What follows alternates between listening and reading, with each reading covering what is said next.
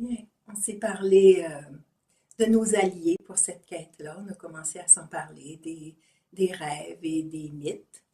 Puis je veux continuer avec les rituels et le contact avec la nature, qui sont deux autres alliés importants. Quand on part en quête, on a besoin d'avoir des alliés avec nous. Et bien, le rituel, on se parlait aussi dans une journée, que la journée se termine la plupart du temps par un rituel qui va venir ancrer le processus de la journée. Et le rituel, c'est vraiment le contact avec le sacré. Hein? Souvent dans notre vie, nos gestes, ils deviennent machinaux ou répétitifs.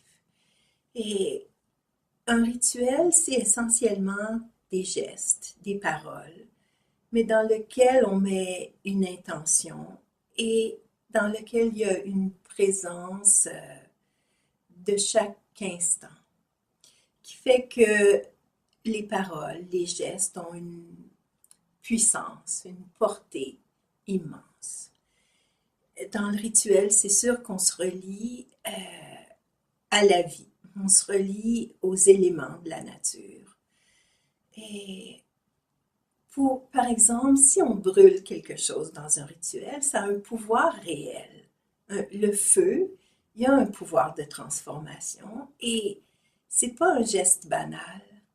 Ça se passe vraiment euh, à partir de l'intention qu'on a de vivre un passage sur le plan intérieur, mais dans le geste physique de brûler quelque chose, il se fait ce passage-là. On peut utiliser l'eau, l'air, la terre, qui ont une puissance infinie. Et ça m'amène à parler du contact avec la nature, parce que les rituels sont aussi en contact avec la nature. Souvent, on va les faire à l'extérieur, à Sutton. La forêt est magique. Le ruisseau est magnifique. Il y a les montagnes, il y a la terre sur laquelle on marche puis qui nous accueille. Et encore là, si notre regard est nouveau, parce que là aussi, c'est l'habitude et la répétition qui fait qu'on ne voit pas vraiment ce qui nous entoure et qu'on se sent séparé. Mais si on marche dans la forêt puis qu'on est ouvert, qu'on porte une question qui est essentielle, mais tout peut nous répondre. Le ruisseau peut nous parler, un oiseau peut nous apporter une réponse, un brin d'herbe, un champignon, un arbre mort, et un arbre vivant aussi, évidemment.